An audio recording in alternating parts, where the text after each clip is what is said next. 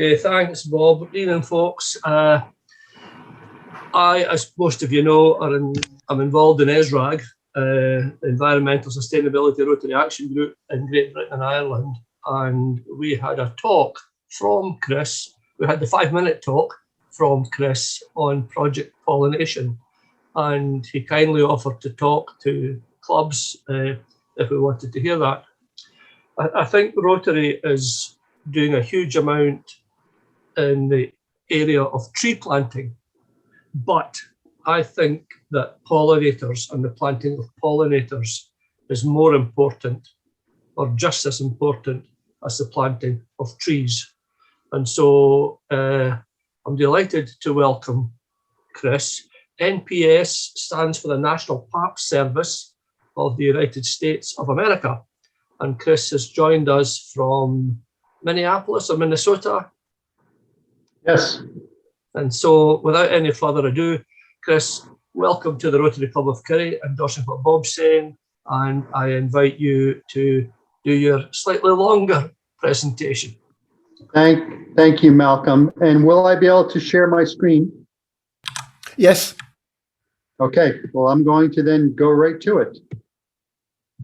Number one, I just want to say I'm delighted to be able to speak with this group today. I've been looking forward to speaking to the group for a couple of weeks now, ever since Malcolm invited me. And this is a environment project I'll be talking with you about today. It's titled Operation Pollination. That is the name of the project. And it is a 7th area of focus project. You all know, as good Rotarians, that Rotary adopted a 7th area of focus last year that's become into effect this year, and that is supporting the environment.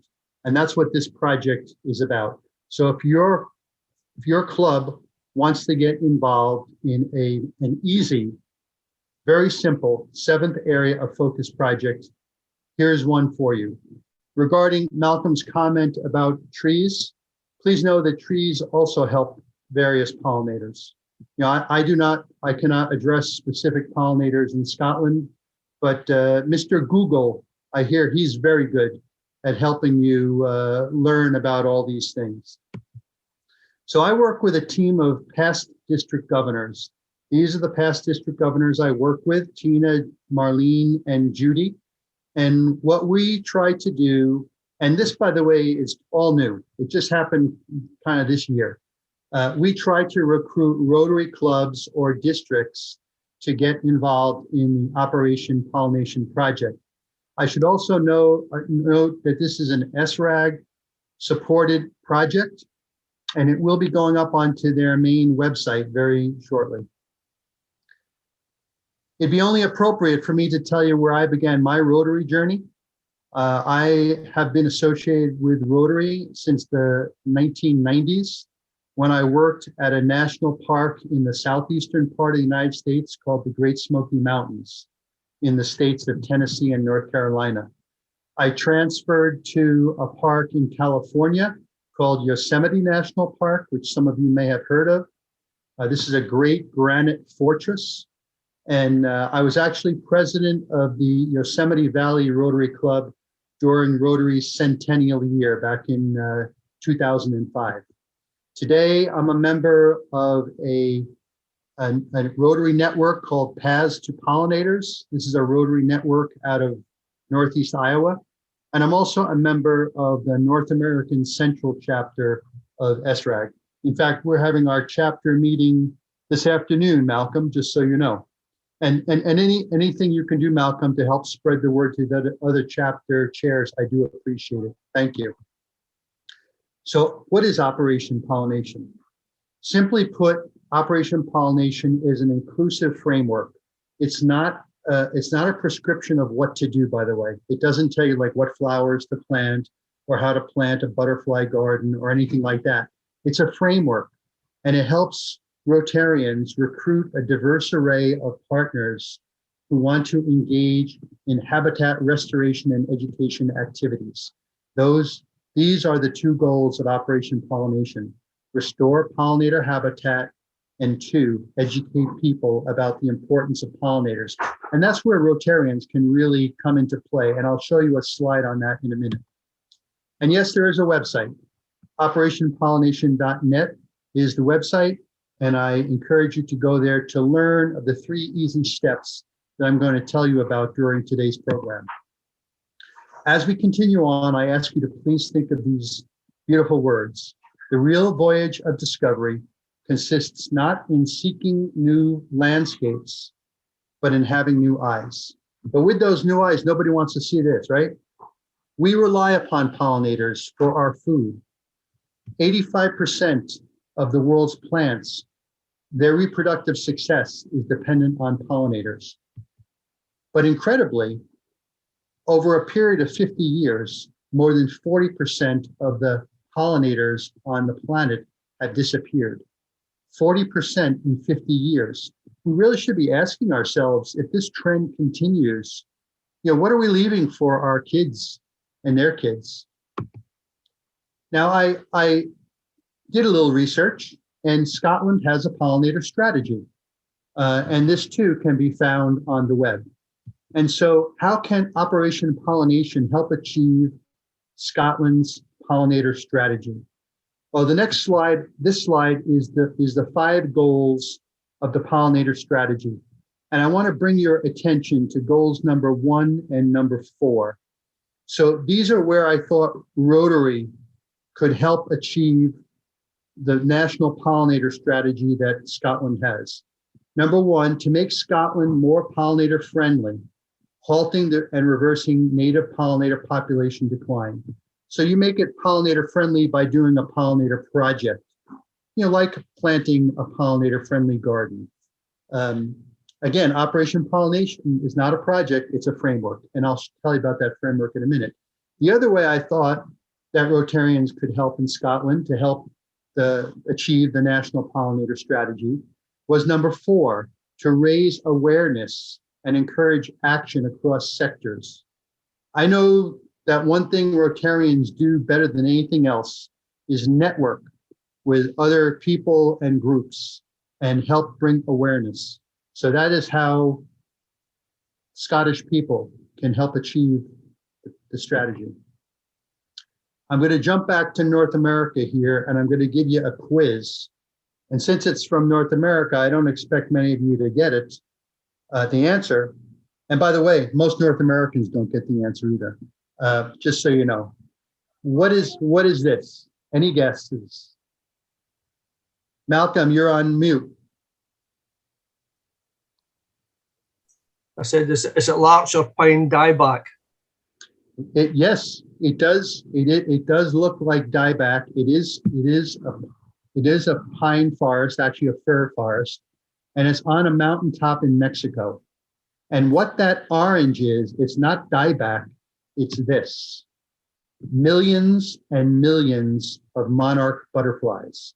You see, in the eastern part of the United States, the monarch butterfly is one of our pollinators, and it goes on one of the most epic migrations of any animal species on the planet.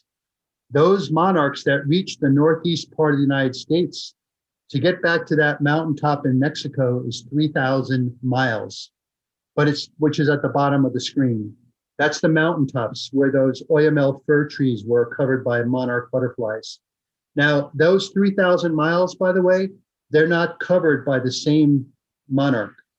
From Mexico up to the northern reaches of the United States, it's about 4 or 5 different monarchs prodigy. And then the last monarch that hatches or that ecloses from its chrysalis, that monarch is a super monarch, and it flies all the way back to Mexico. One insect. Some of them fly 3,000 miles. It's unbelievable. And this is what they look like on those Oyamel fir trees. I have not seen it myself, but I can't wait to go see it someday. And I mentioned the monarch species to my audiences in the United States because the monarch butterfly is such an iconic butterfly species in the United States. It's actually one of the world's most iconic insect species. but it is dying back. The monarch has declined by 90% since the 1990s. 90% since the 1990s. It's not the only pollinator species, obviously. These are the other pollinators. You have many of these species in Scotland: bees, wasps, flies, beetles, butterflies, moths. I imagine you have all these insects there. Also, some birds are pollinators, some bats are pollinators, even some small mammals and reptiles are pollinators. And this is a pollinator too. Does that look kind of strange to any of you? What's so strange about that? It looks man-made. It's a robot. In Australia, they're using these robotic bees to pollinate their tomato crops. Can you believe that? By the way, if you have 10,000 US dollars, you can buy one. That's the current research and development, $10,000 a piece. Anyway, Operation Pollination was designed to help address this decline in pollinators. And I invite you to join the project as well. A little history of the project. It began in 2015 when 3 federal government land management agencies got together and invited everybody and their brother to help with pollinator efforts. Just August of last year, in the midst of the pandemic, SRAG rescued this project when SRAG decided to adopt the Operation Pollination project as its own by the North American Central Chapter, their pollinator committee. And they first developed a website. Then they got a magazine article in the North American edition of Rotary Magazine. I encourage you to look it up if you care to. Just go to Google and type in Rotary Magazine, The Butterfly Effect, October 2020. So what do I mean when I keep saying Operation Pollination? What is it? Here it is. 3 easy steps. Number 1, a pollinator resolution. Number 2, a pollinator pledge. And number 3, put the names of your partners and your clubs on the back of your resolution and get media attention. And the media will give you attention for this. So you first start out by signing a simple pollinator resolution, a 1-page pollinator resolution.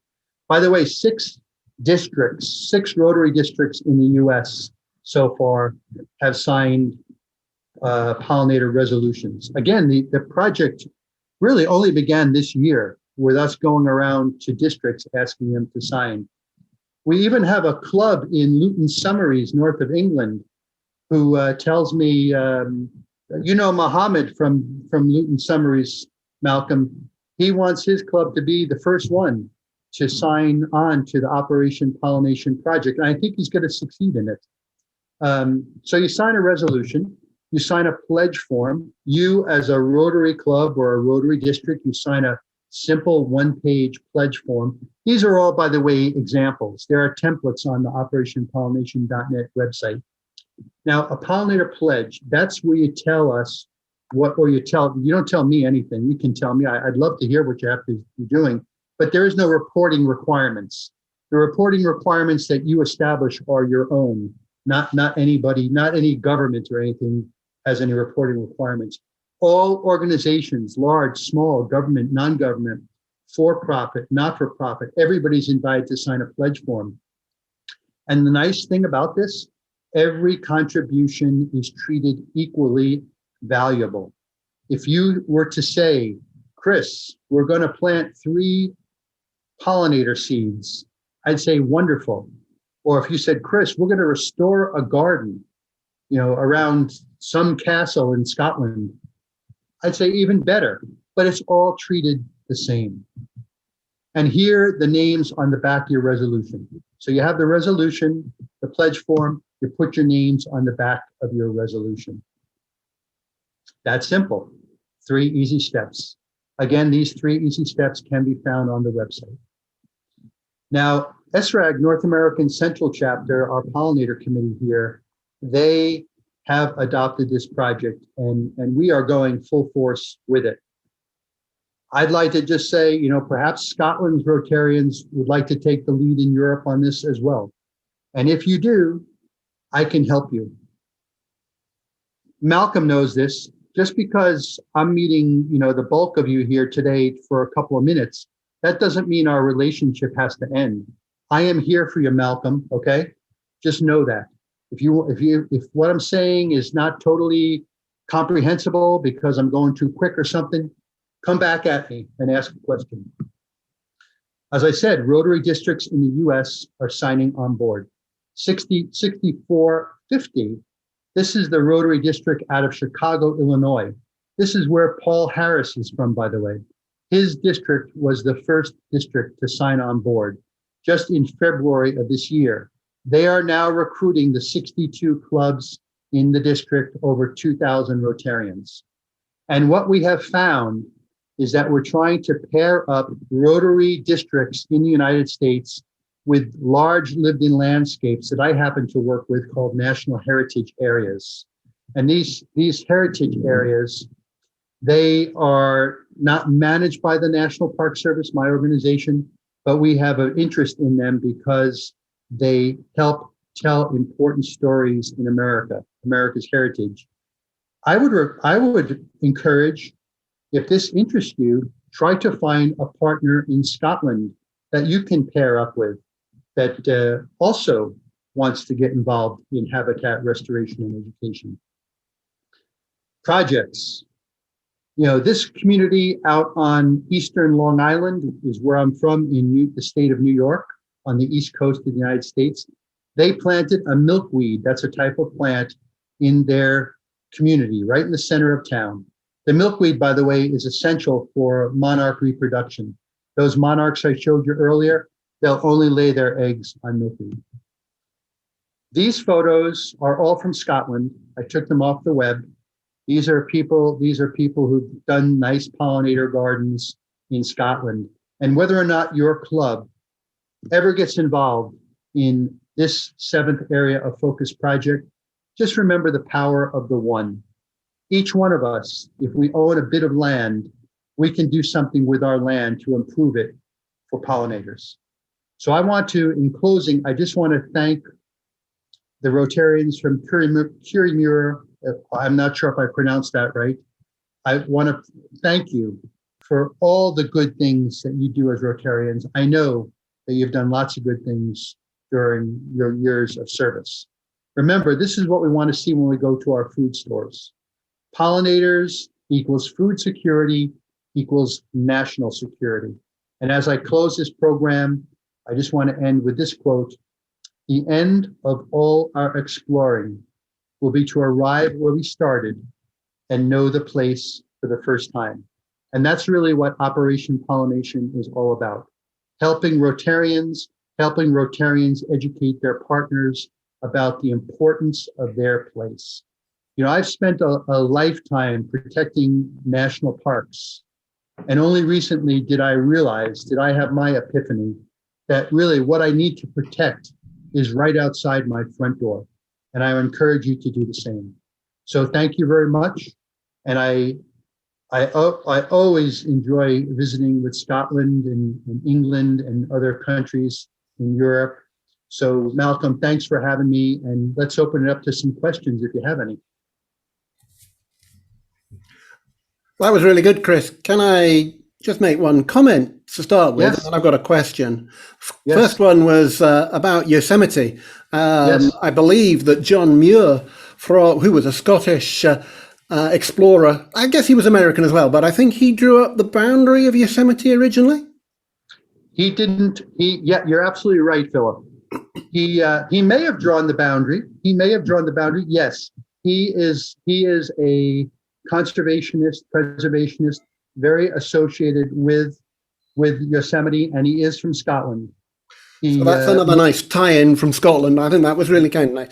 So my question really was about the individual. What can we as individuals do, and whether that counts as part of a project? So, for instance, in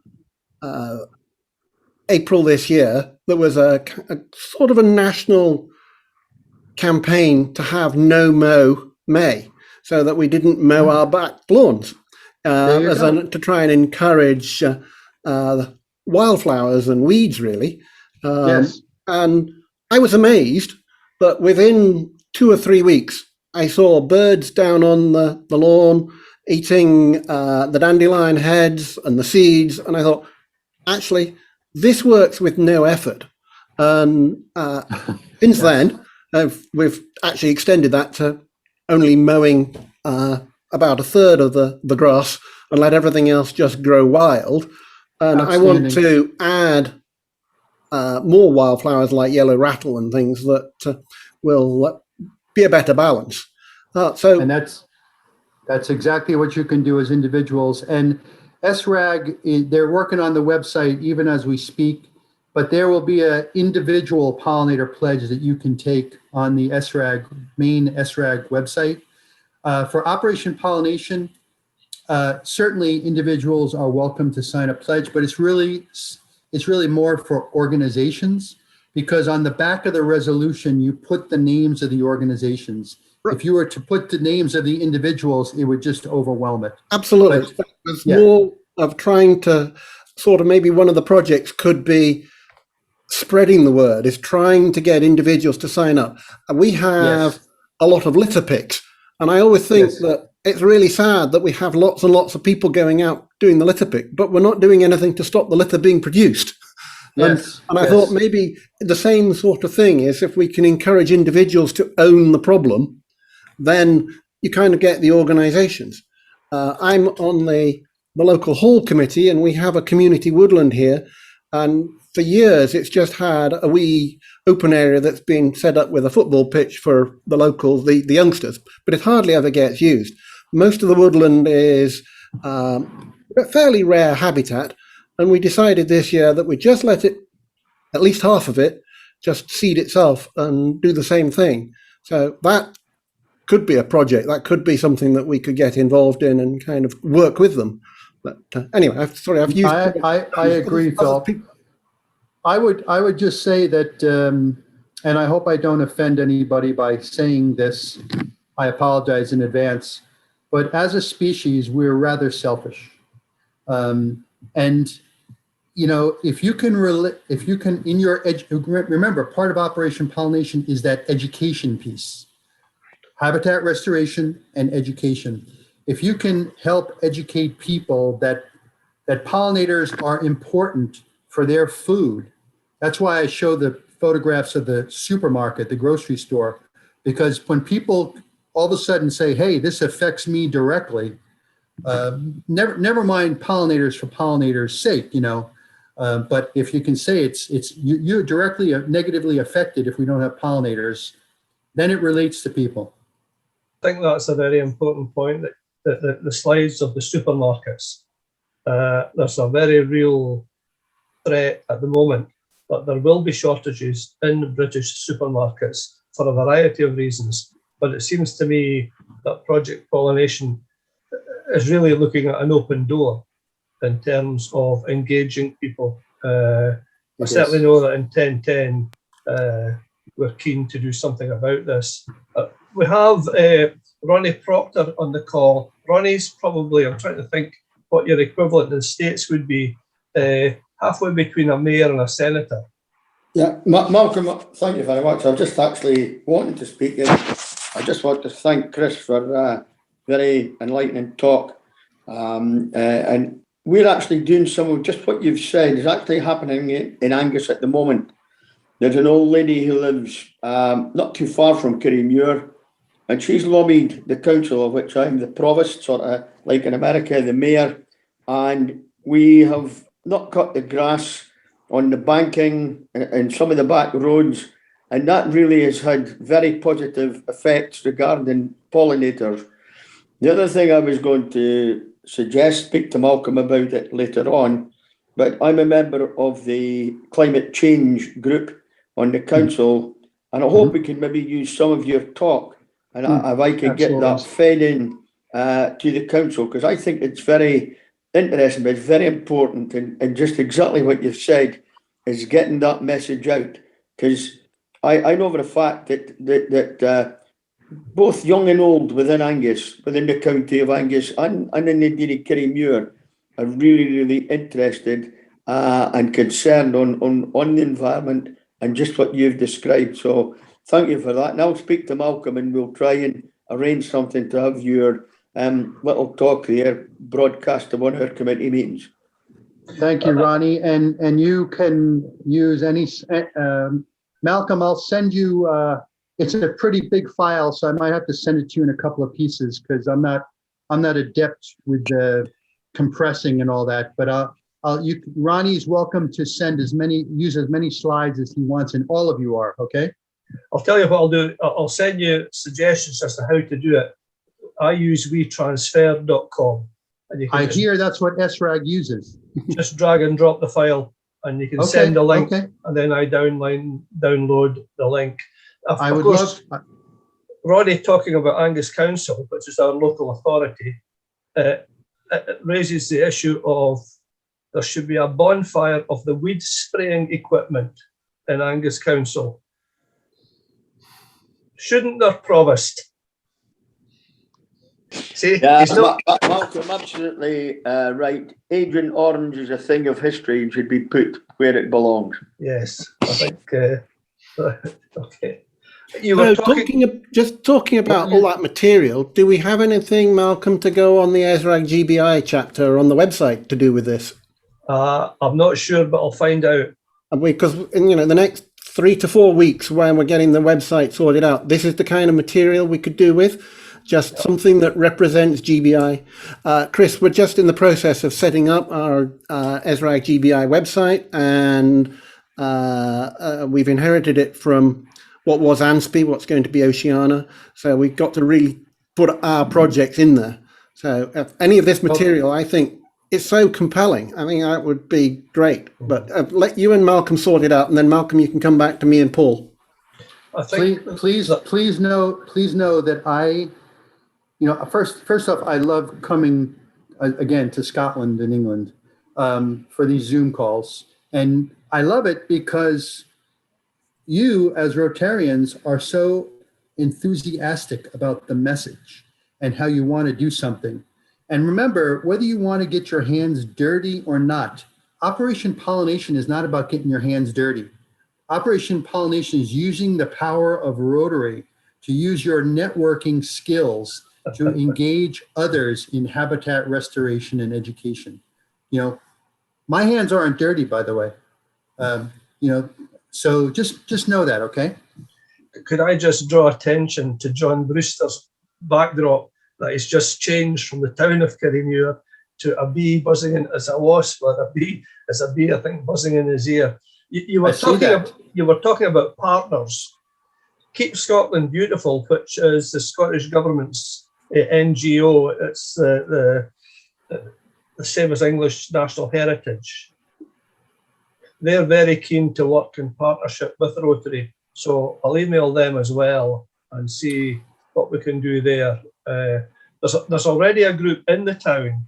It's not a Rotary group who are involved in pollinators and things. So we'll make this film available. But I don't know if anyone else has got any other questions. And remember that Scotland has a national pollinator strategy. Yep. Yeah. Sandy, that sounds a good project for Inverurie. Yeah, I was just going to come in there and speak a bit about council budgets and government funding. And it kind of struck me, and by the way, Chris, that was a fascinating talk. Thank you so much. Thank you. I didn't realise that there were robotic bees. It shows you the kind of state that things are in. Mm-hmm. But it kind of strikes me that with the government funding really being cut to local councils, that we're already, as Malcolm was saying, that we're not cutting grass as much as we used to. And I've seen the dandelions in the roadside verges, a great source of nectar for early pollinators. But what we're not very good about is actually demonstrating and showing that we're leaving this for a specific purpose. There is a couple of signs that I've seen that says, "Excuse the weeds, we're here for the pollinators." Yes, yes, And you're yes. talking about the educational side of things. I think if we looked at that in conjunction with the reduction in the grass cutting, etc., and actually explain to the public, you know, we're not just doing this because the council's budgets are reduced, but we're actually trying to do something for the environment. Exactly. And Sandy, that is a great observation.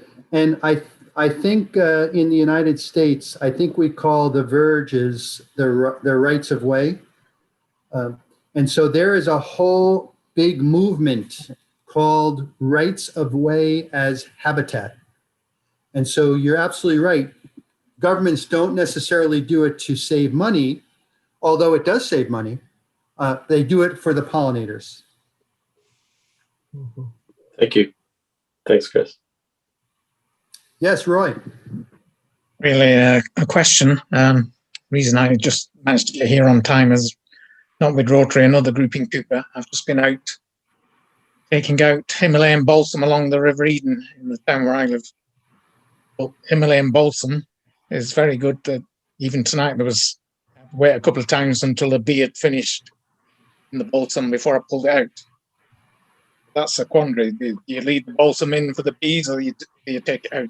Himalayan balsam takes over. It's one of these invasive plants in Britain, especially along riversides. I would take it out. Yeah, there's plenty of other stuff there. Yeah, take it out and plant pollinator-friendly plants that are native to Scotland. Okay. Do we have Himalayan balsam in Angus, Ronnie? You know?